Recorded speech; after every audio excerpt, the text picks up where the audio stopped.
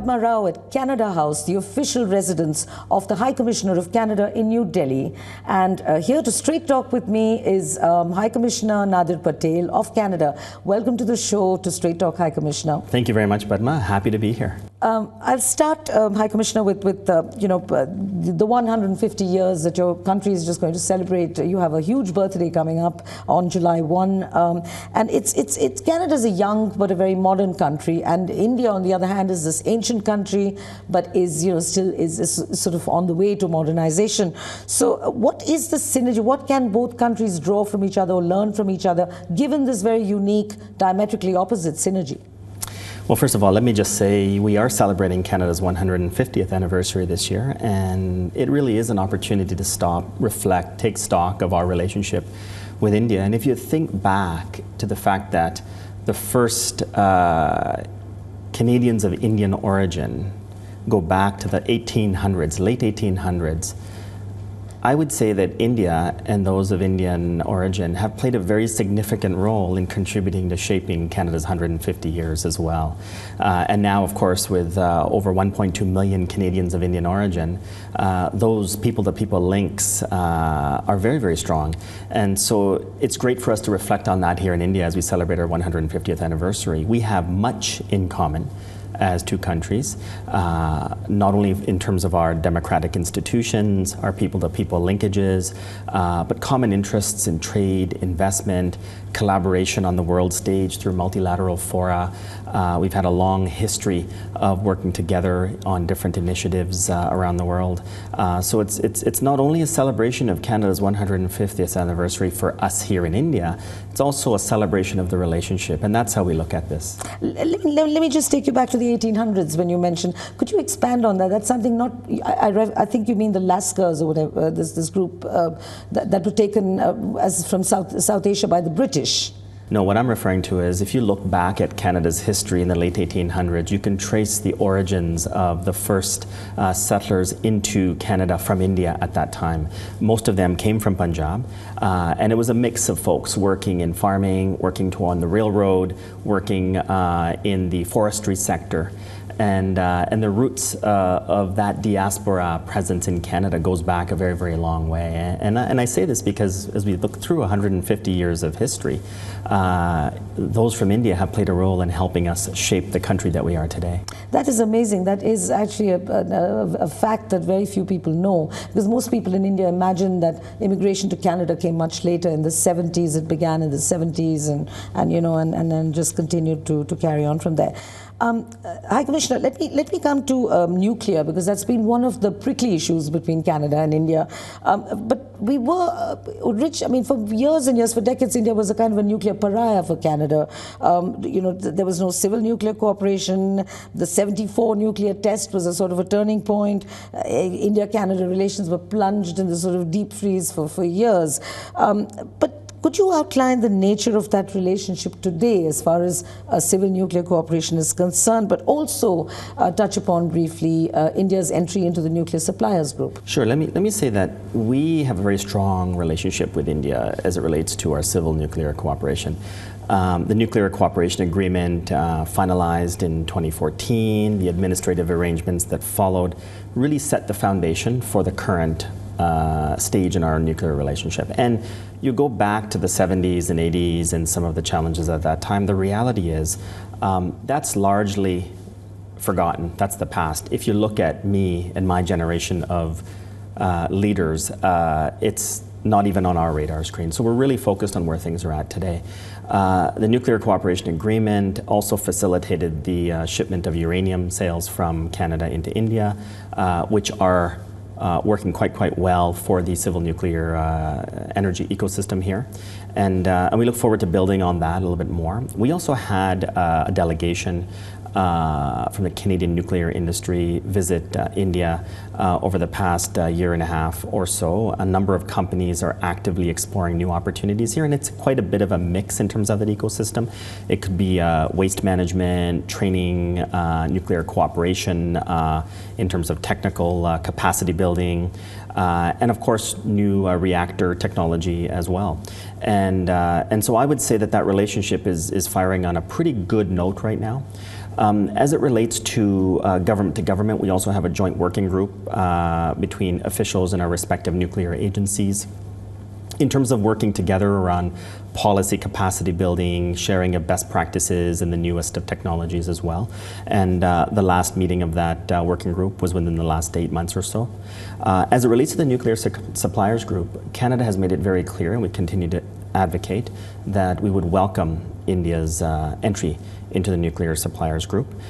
We feel that India would be a very, very valued partner and would bring a lot of valuable, meaningful perspectives to the table. I think some work needs to be done to make that a reality, but we stand by our support for India as a full-fledged member of the Nuclear Suppliers Group. I'm glad you bring that up, High Commissioner, because what is happening within the Nuclear Suppliers Group is that there are countries that are actively blocking India's entry.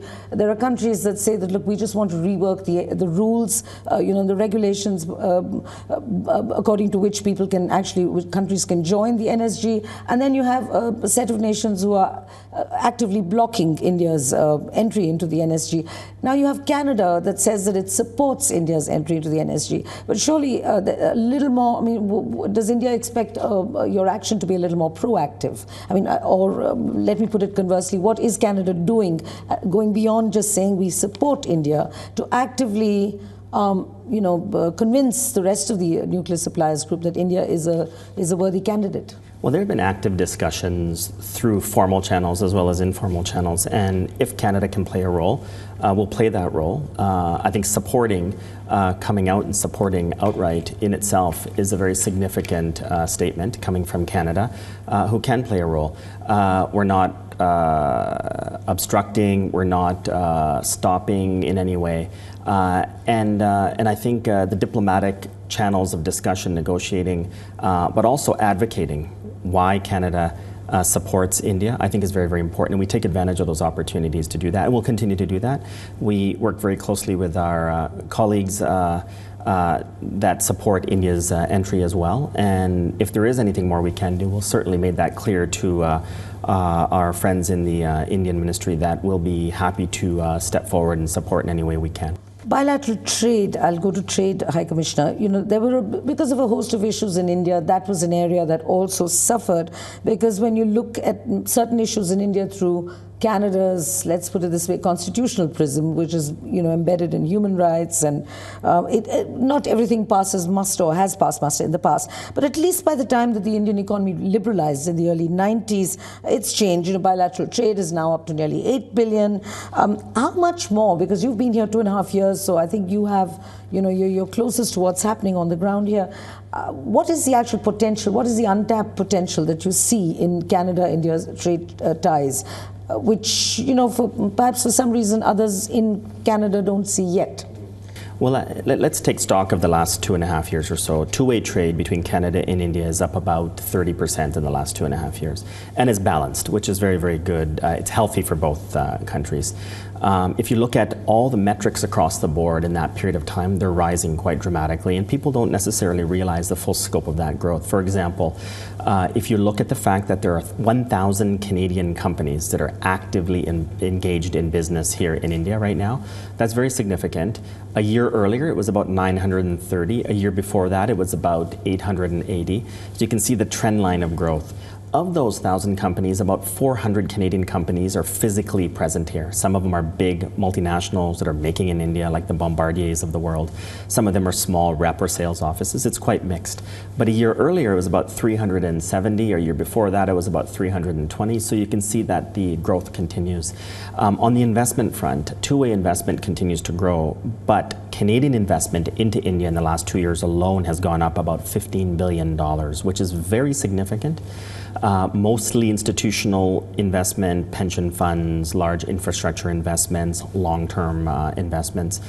And then if you look at some of the other metrics as well, not one, not two, but 3 nonstop flights from Air Canada into the market here in the last 1.5 years, signaling confidence in what's happening here going forward. If you take an informal survey of Canadian business leaders, they all have positive things to say about where India's going, its growth potential, and its long-term prospects. So I think we're off to a very, very good start. However, I do agree with your comment that potential exists, we've just scratched the surface. We trade about $2.3 billion a day with the United States, yet we do about $8 billion a year with India. And for two countries whose GDP exceeds around $2 trillion, that's just a very, very small drop in the bucket. So I think there's a lot more work to be done.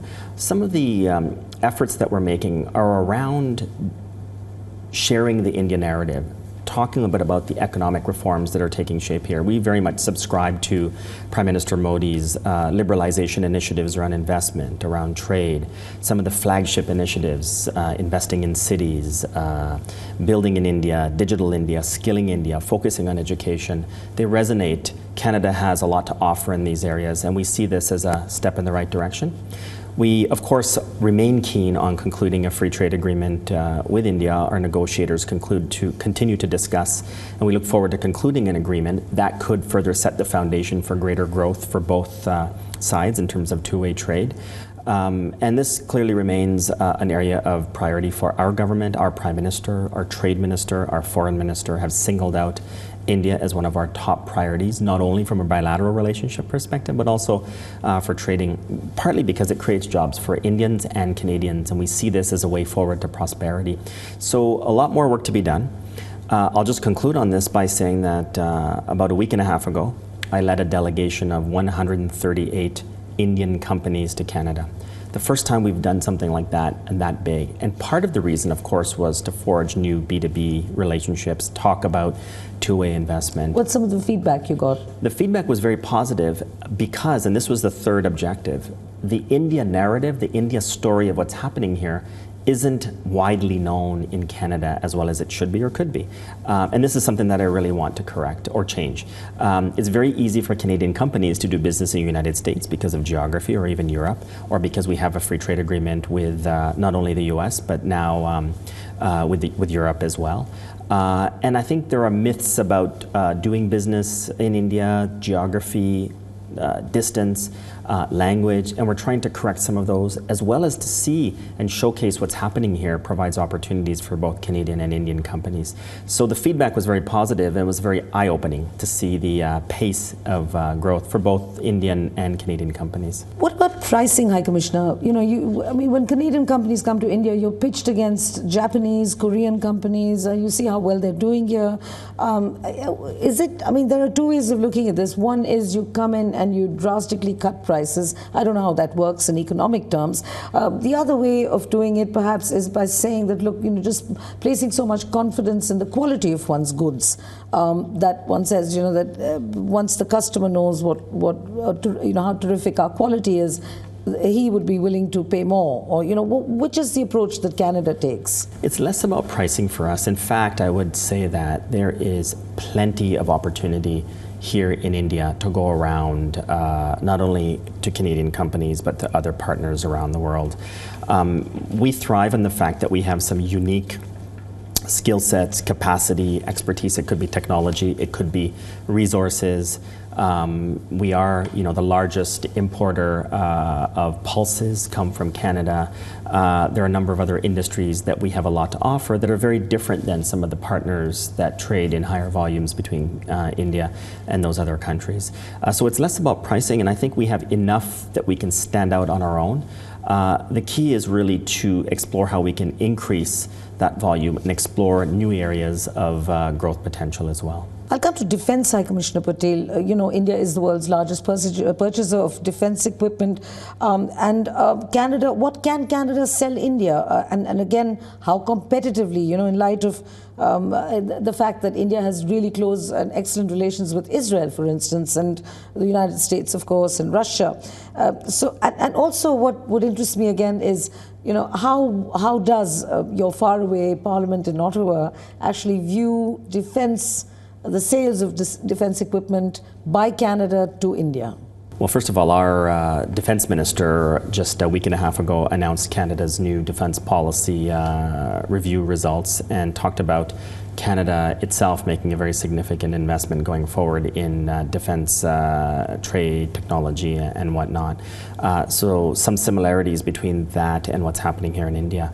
In addition to that, our defense minister visited here just over a month ago and had a very successful visit. And one of the areas of discussion was growing our two-way trade in defense, in the defense industry, defense products. It's not widely known, but Canada is the 6th largest exporter of defense products in the world. Yet, what we're doing in terms of trade in the defense industry here with India is extremely small. Partly because the majority of our defense exports are to the United States, naturally. We're intertwined quite significantly there.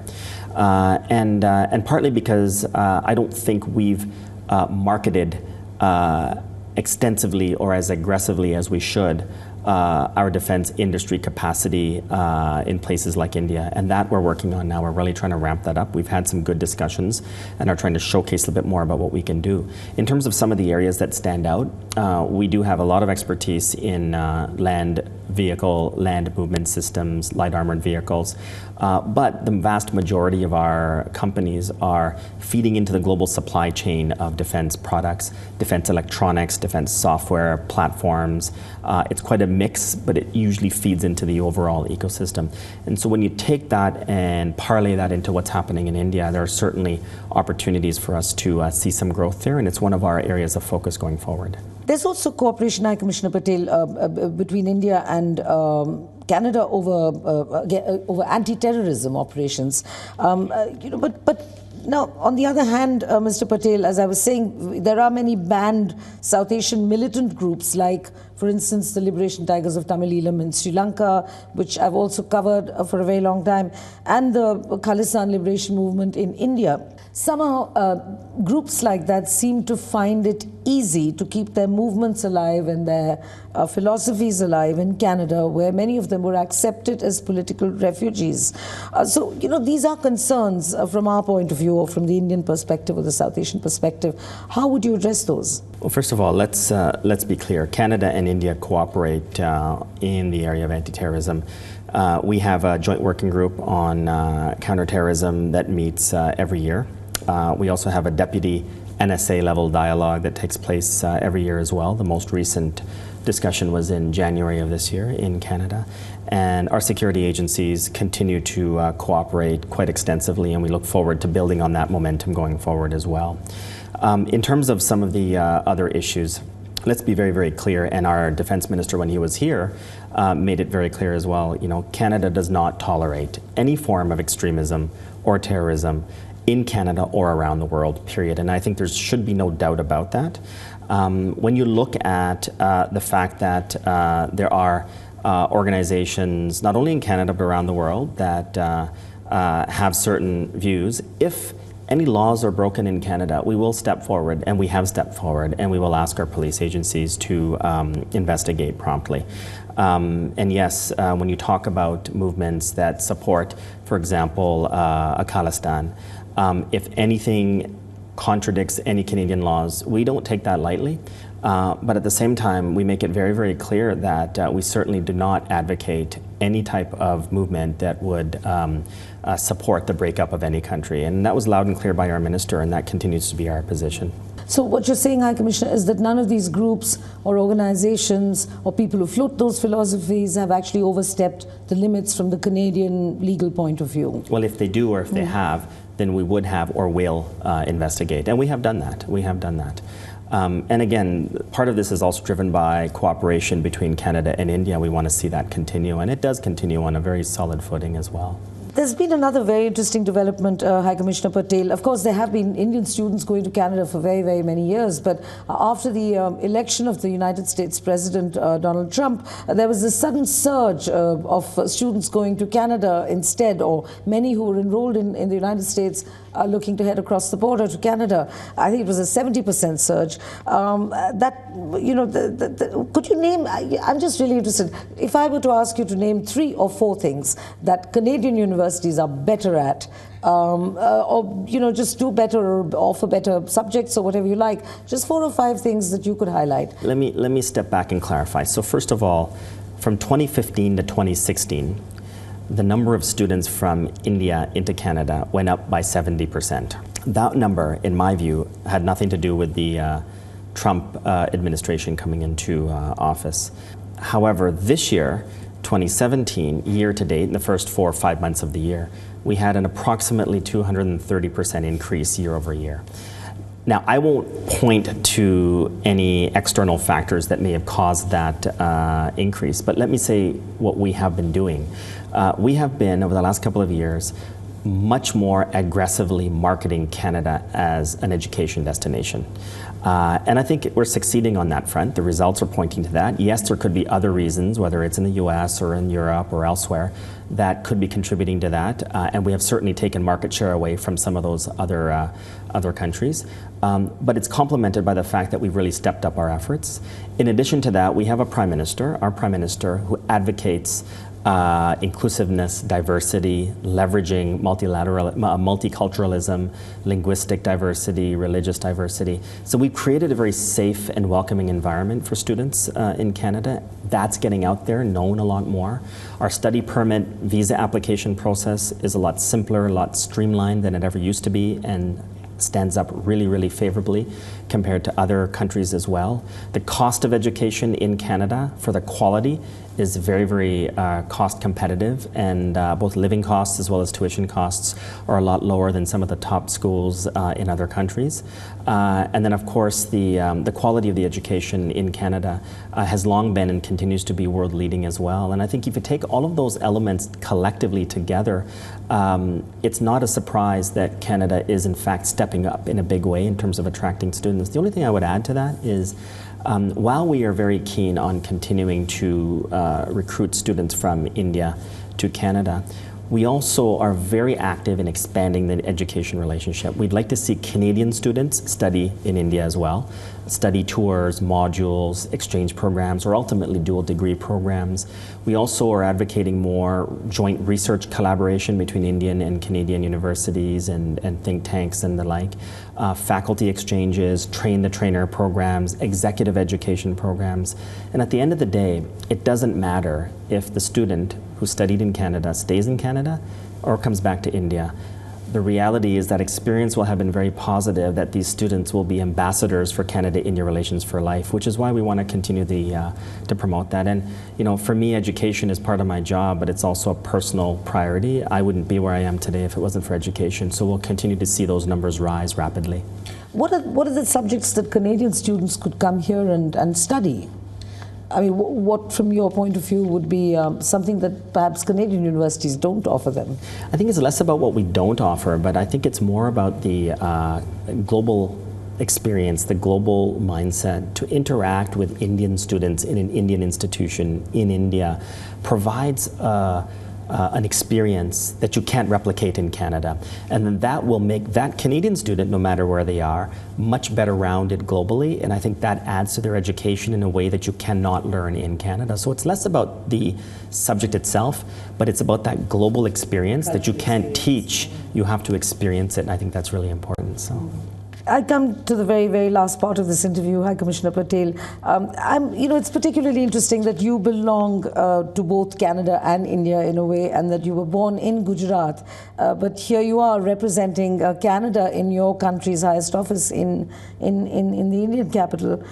It would be delightful for our viewers if you could outline anecdotally perhaps your own life, what you remember, if you remember anything at all, because I think you left as a baby.